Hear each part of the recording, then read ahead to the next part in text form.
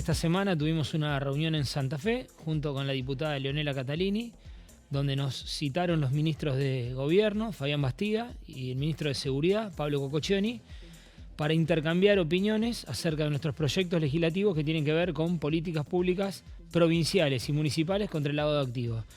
Estuvimos trabajando para tener un proyecto en común, tanto de la diputada Catalini como de mi parte, consensuado con el Ejecutivo, que tenga que ver con 3 instancias. La primera, establecer barreras de ingreso del dinero ilícito al dinero lícito. ¿Qué significa esto? Establecer un montón de controles en el Estado, cuando el Estado interviene en determinados trámites, que haga que todo este dinero que proviene de las organizaciones criminales no se pueda volcar a la economía lícita.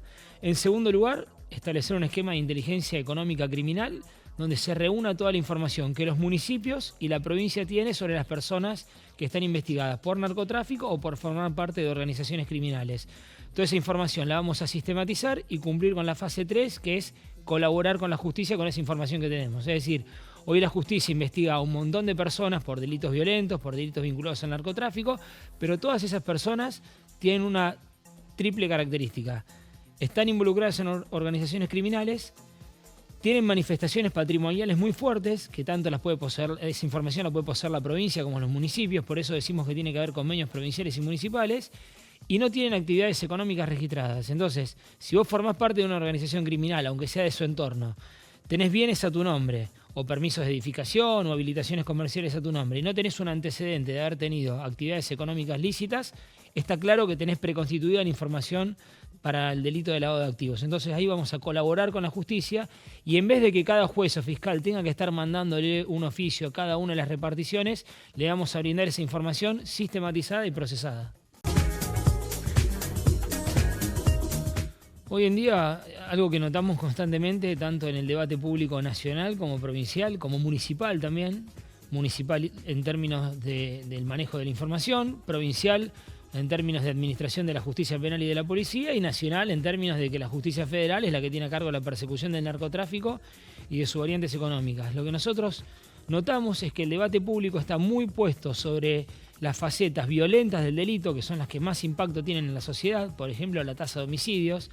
En Rosario estamos en una tasa de homicidios de 20 cada 100.000 habitantes, cuando Cava está en 3 sobre 100.000 habitantes, entonces es lógico que la gente se preocupe por esto y también es lógico que entonces la política responda a esto.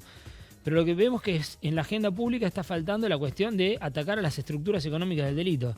Y nosotros tenemos un concepto que lo repetimos porque estamos absolutamente convencidos que significa que las dos cosas están vinculadas de manera directa. Vos no vas a poder terminar y bajar los índices de la violencia urbana que generan las organizaciones criminales si primero no vas a destruir las estructuras económicas que la sostienen, que la generan y que la incentivan. ¿Cuál es el funcionamiento?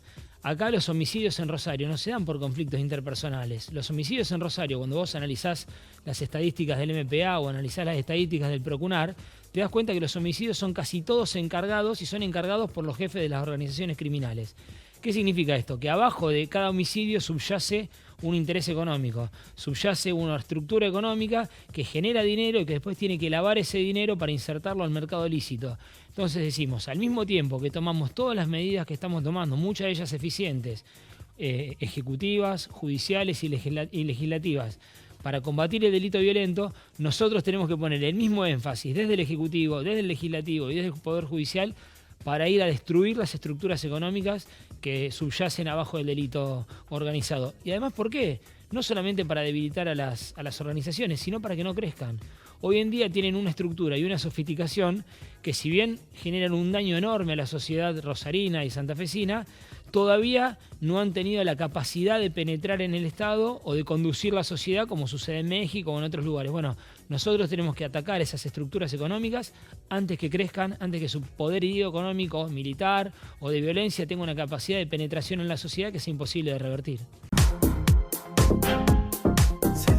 Estuve en Buenos Aires, fui a visitar a la senadora Carolina Lozada porque estamos trabajando en conjunto con un proyecto que ella presentó, que es la creación del tipo penal nuevo, la creación de un nuevo tipo penal, que es la corrupción de menores con fines delictivos. ¿De dónde surge esto? Rosario tiene un doble fenómeno. Homicidios cometidos por menores, o sea, muchos delitos violentos cometidos por menores, Pero al mismo tiempo, cuando vos analizás todos esos delitos violentos cometidos por menores y los desgranás uno por uno, te das cuenta o podés encontrar las pruebas de que cada uno de esos delitos fue ordenado por mayores. Entonces tenés un doble fenómeno, menores que delinquen por orden de mayores. Nosotros lo que decimos es que este fenómeno hay que atacarlo en su integralidad. Poner en discusión la baja de la edad de imputabilidad, nosotros estamos de acuerdo que es una discusión que hay que dar, pero va a ser, primero que va a encontrar un límite. Vos hoy tenés una edad de imputabilidad alta con respecto a los países vecinos, en 16 años, la podés bajar a 15, la podés bajar a 14. ¿Qué pasa si todos estos delincuentes mayores siguen contratando cada vez sicarios más chicos? ¿Cómo lo resolvés? ¿Hasta dónde seguís bajando la edad de imputabilidad? O sea, la baja de imputabilidad te resuelve parcialmente el problema, pero tiene una limitación. ¿Y por qué digo que te lo resuelve parcialmente? Porque no va al fondo del asunto. El fondo del asunto es crear un tipo penal delictivo con una pena muy grave, nosotros planteamos entre 10 y 15 años, para sancionar a los mayores que involucran a menores en el mundo delictivo. No puede ser que vos estés discutiendo la sanción de un menor que comete un delito violento, pero no estás discutiendo la sanción grave que tiene que tener el mayor que involucró a ese menor en el delito violento. Esto es lo que estamos trabajando con Carolina Lozada. Carolina lo presentó en el Senado de la Nación y creo que en breve podemos tener muy buenas noticias de que este delito pase a formar parte del Código Penal. Pero te agrego una cosa más. En todo este proceso de investigación, de debate y de discusión, encontramos otro punto que lo estamos trabajando con mi equipo. ¿Qué hacemos con los menores que delinquen y que son inimputables? O sea, establecemos la edad de imputabilidad en un límite. Con los menores que delinquieron, que cometen un delito violento como el homicidio y son inimputables, ¿qué hacemos? Hoy es una laguna legal, es un vacío legislativo que no se sabe cómo trabajarlo y ese menor va a delinque y automáticamente se lo restituye a la familia, que fue donde se generó las mismas condiciones por las que vuelve a delinquir. O sea, el Estado no resuelve ese problema. Con trabajos de minoridad, con trabajos de jueces de menores y con un trabajo de fuerte intervención del Estado, nosotros tenemos que encontrarle una solución para ver qué hacemos con ese menor que es inimputable y que cometió un delito. Esa sería la tercera faceta para darle un abordaje integral a la cuestión.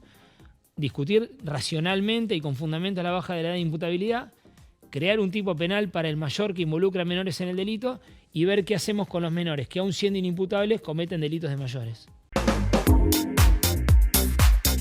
Mira, yo creo que hay un fenómeno social de altísimos niveles de violencia urbana, reflejados en tasas de homicidios que quintuplican la nacional, que están organizados u ordenados por mayores que son jefes de las bandas criminales y que están en las cárceles y que utilizan a menores para cometer estos delitos. Esto lo tenemos que atacar desde la política del lado de activos, desde la reiterancia delictiva y desde la creación de un tipo penal que caiga con todo el peso de la ley sobre esos mayores que involucran a menores en el mundo delictivo. Nosotros estamos trabajando y hemos presentado proyectos legislativos en cada una de estas cuestiones y lo que nos encontramos es de diputados y senadores y hasta concejales o funcionarios del Poder Judicial que, si bien acompañan en la discusión pública esta cuestión, después no tienen la celeridad legislativa para darle una respuesta que la sociedad necesita. Nosotros necesitamos que estos proyectos no duerman en los cajones, que la burocracia estatal no lo haga lento para el tiempo de respuesta que necesita la sociedad y que estas cuestiones que nosotros estamos planteando a veces casi en soledad empiecen a formar parte no solamente de la agenda pública, sino que tengan un tratamiento legislativo, no te digo que express, pero que tenga la velocidad de respuesta que una sociedad que está sufriendo y que está derramando sangre necesita.